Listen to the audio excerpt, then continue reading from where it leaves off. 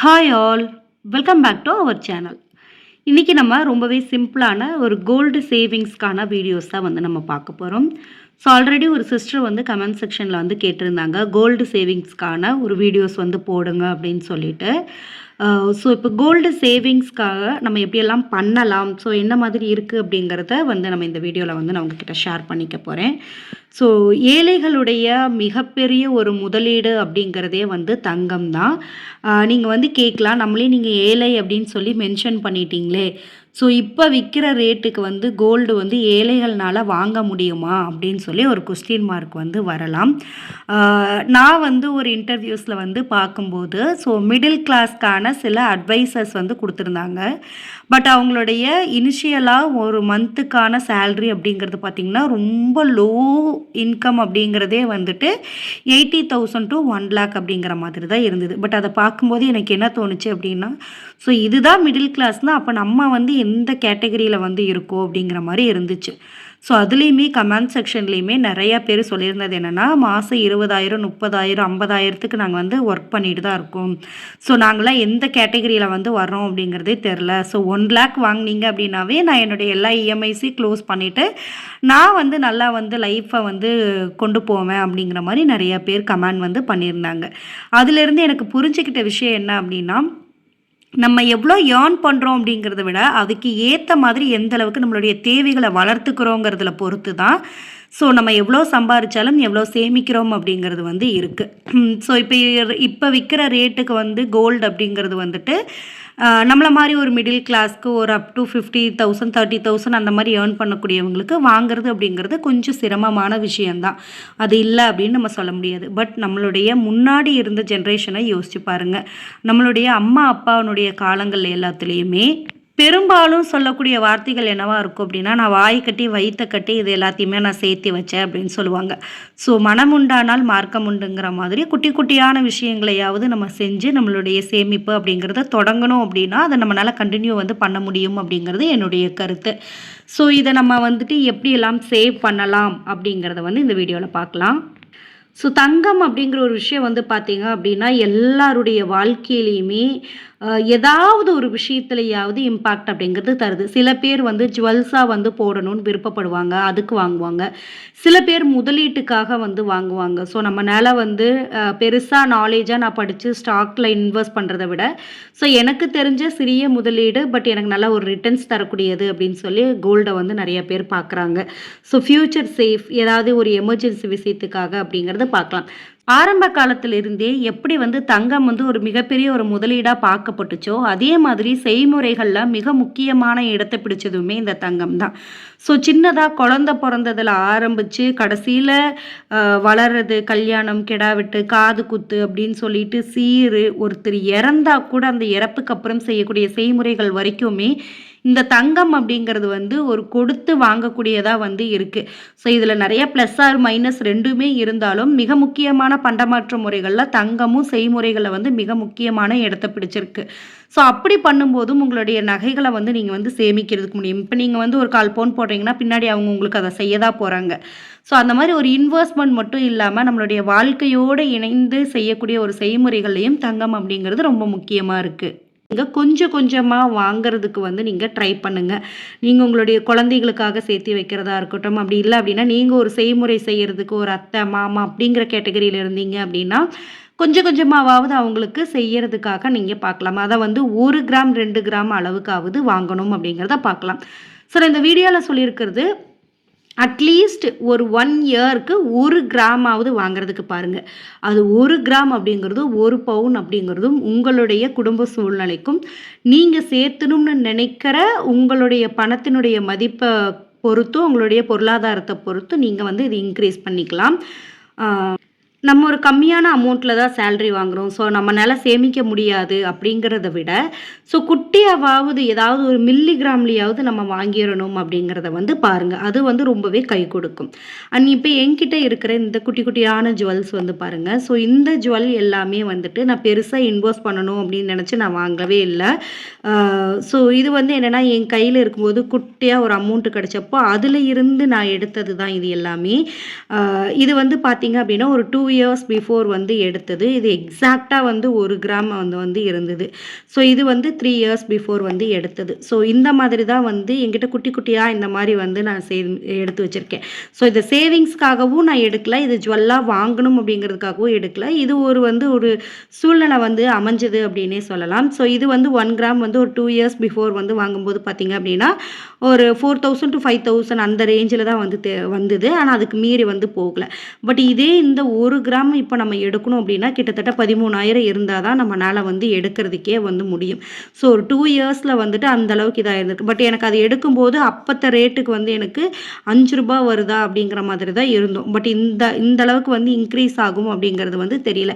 But இது எல்லாமே ஒரு சேவிங்ஸாக வந்து நம்மளுக்கு அமைஞ்சிருச்சு. இப்போ வந்து தூரிகாக்கு காது குத்தும் போதுமே ரொம்ப கம்மியான ஒரு வெயிட்டில் கிராமில் மில்லிகிராமில் தான் நம்ம எடுக்கிறோம் அப்படின்னா அது வந்து அப்போதைக்கு பார்க்குறதுக்கு வந்து குட்டியாக இருக்கிற மாதிரி தெரியும். ஆனால் அதில் ஒரு 10 பொருள் சேரும்போது நம்மளுக்கு வந்து கொஞ்சம் குட்டி குட்டியாக இருந்தால் கூட அது ஒரு பெரிய ஒரு இன்வெஸ்ட்மெண்ட்டாக தான் வந்து நம்மளுக்கு இருக்கும். ஸோ உங்ககிட்ட எப்போல்லாம் பணம் கிடைக்குதோ, எப்போல்லாம் நீங்கள் எடுக்கணும் சேமிக்கிறீங்க அப்படின்னு தோணுதோ அப்போல்லாம் வந்து ஒரு 1 கிராம் இல்லை அப்படின்னா 1/2 கிராம் அப்படிங்கிற மாதிரி வந்து அதில் குட்டி குட்டியாவது சேர்த்து வச்சுக்கோங்க. இது ஜுவல் வந்து எனக்கு தேவை இருந்ததுனால பாப்பாங்களுக்கு எப்படி எடுத்தேன்.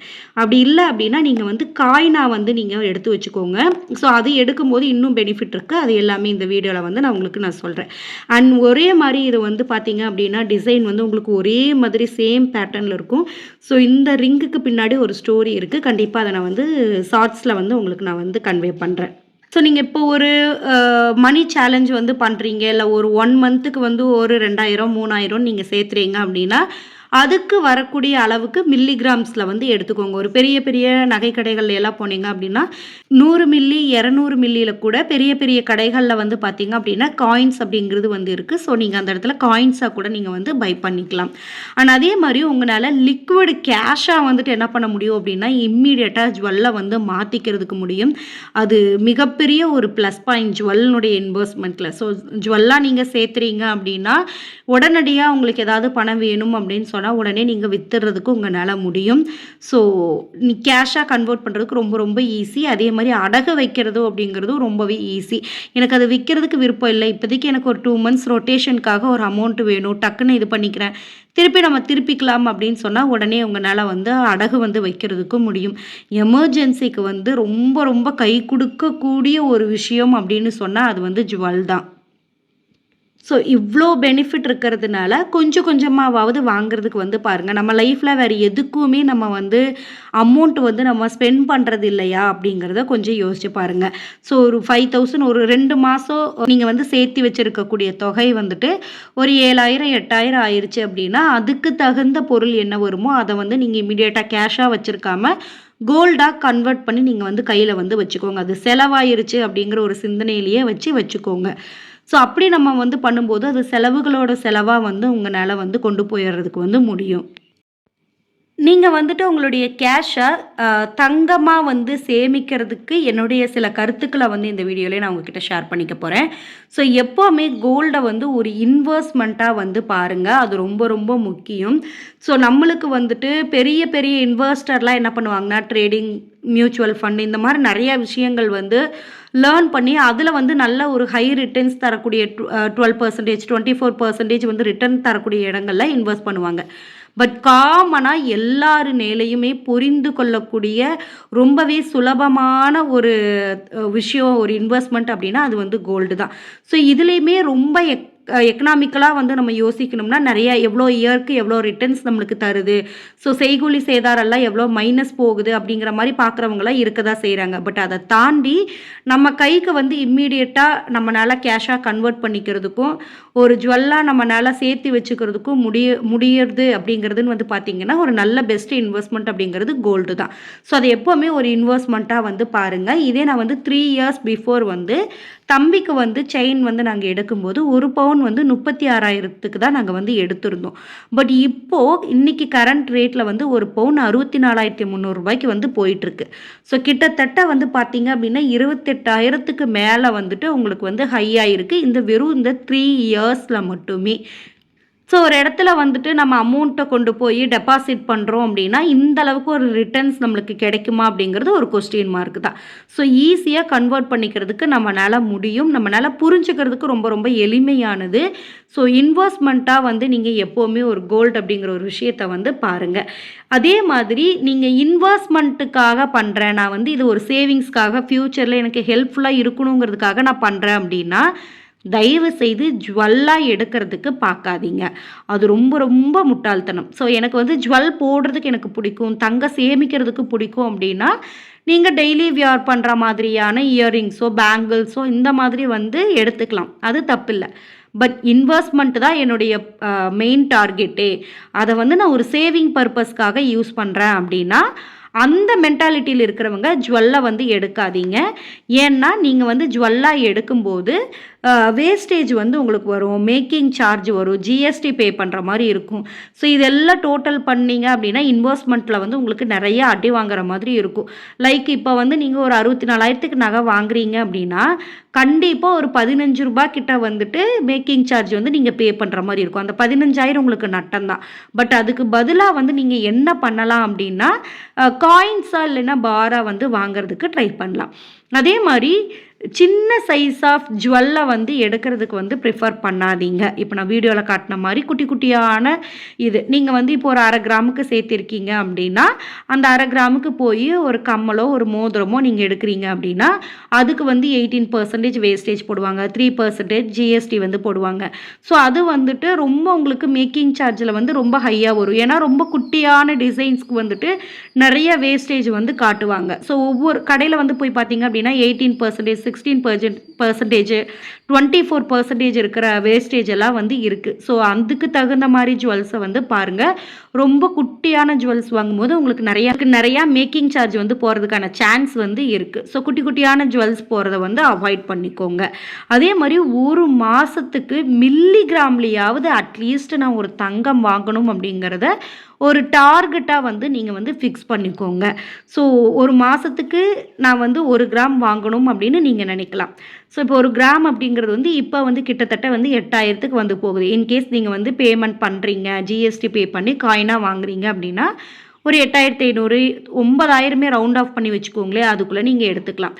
ஸோ இது வந்து எல்லாருக்கும் கன்வீனியண்ட்டாக இருக்கும்னு சொல்ல முடியாது. ஒருவேளை நீங்கள் வந்து ஒரு 3,000, 4,000 சேர்த்திருக்கீங்க அப்படின்னா அதுக்கு எவ்வளோ கிராம்ஸ் வருமோ அந்த மாதிரி மில்லி கிராம்ஸ் காயின்ஸை வந்துட்டு பெரிய பெரிய கடைகளில் கிடைக்கும். ஸோ அந்த இடத்துல போய் நீங்கள் வந்து பர்ச்சேஸ் பண்ணிக்கோங்க. அப்படி இல்லை அப்படின்னா ஒரு 3 months ஒன்ஸ், 6 months ஒன்ஸ் ஒரு அமௌண்ட்டு பல்காக சேர்த்தி அதில் வந்து ஒரு 1/2 கிராம் 1 கிராம் அப்படிங்கிறத வாங்குறதுக்கு வந்து ட்ரை பண்ணுங்கள்.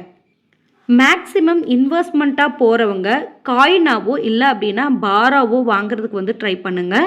இதில் வந்து நான் முன்கூட்டியே சொன்ன மாதிரி மேக்கிங் சார்ஜ் அப்படிங்கிறது வந்து கண்டிப்பாக உங்களுக்கு வராது. ஒரு சில கடைகளில் மட்டும் 1 or 2% வந்து உங்களுக்கு போடுவாங்க. அதுவும் மேக்ஸிமம் ஒரு சில கடைகளில் தான். சில கடைகளில் வெறும் ஜிஎஸ்டி மட்டும் 3% பே பண்ணுற மாதிரி இருக்கும். இது வந்து ஷாப்பை பொறுத்து டிஃபர் ஆகும். ஸோ நீங்கள் ஒரு 2-3 கடை வந்து நீங்கள் பார்த்து எது கம்ஃபர்டபுளாக இருக்கோ, எங்கே ஒரு 100 ரூபாயாவது குறையுதோ அந்த இடத்துல வாங்குறதுக்கு வந்து ட்ரை பண்ணுங்கள்.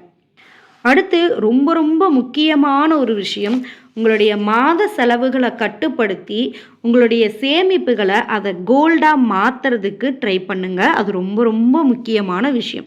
ஸோ உங்களுடைய சேவிங்ஸ் வந்து நீங்கள் பண்ணுறீங்க அப்படின்னா ஒரு மாதத்துக்கு 3,000, 5,000 பண்ணுறீங்க அப்படின்னா அதை பணமாக வீட்டில் வைக்கிறத விட ஒரு கோல்டாக மாற்றுறது அப்படிங்கிறது உங்களுக்கு நல்ல ஒரு ரிட்டர்ன்ஸ் வந்து கிடைக்கும். இப்போ இந்த February மந்த்துக்கே நம்ம சேலஞ்ச் வீடியோஸ் வந்து ஒன்று போட்டிருக்கோம். ஸோ அந்த மாதிரி ஒவ்வொரு மாதமும் ஏதாவது ஒரு சேலஞ்ச் மூலிமா ஒரு 5,000 நீங்கள் சேவ் பண்ணுறீங்க, ஒரு 1,000 ரூபாய் நீங்கள் சேவ் பண்ணுறதா கூட வச்சுப்போமே, அதுக்கு ஒரு 100 மில்லிகிராம் கிடைக்குமா, அதை வந்துட்டு நீங்கள் வந்து கோல்டாக கன்வெர்ட் பண்ணி வச்சுக்கோங்க. ஏன்னா இந்த 1000த்தை நீங்கள் 1000ஆகவே வச்சுருந்து நெக்ஸ்ட் மந்த் வரைக்கும் வச்சுருந்தீங்க அப்படின்னா அது 1000ஆக தான் இருக்க போகுது.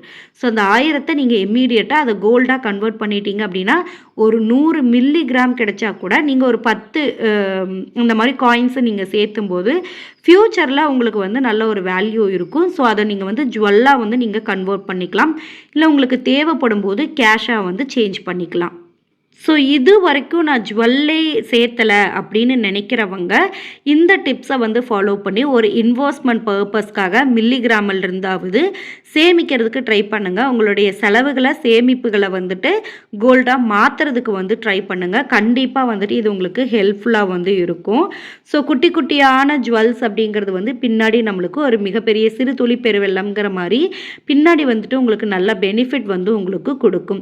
ஸோ இதை வந்துட்டு நாங்கள் மேரேஜ் ஆகி ஃபர்ஸ்ட் டைம் நாங்கள் வந்து ஒரு ஹஸ்பண்ட் அண்ட் ஒய்ஃபாக எங்களுக்காக நாங்கள் எடுத்துக்கிட்ட நகைகளில் இதுதான் மிக முக்கியமான முதல் நகை அப்படின்னே சொல்லலாம். ஸோ எங்களுடையது வந்து ஒரு கிராமில் தான் வந்து ஸ்டார்ட் ஆகிருக்கு.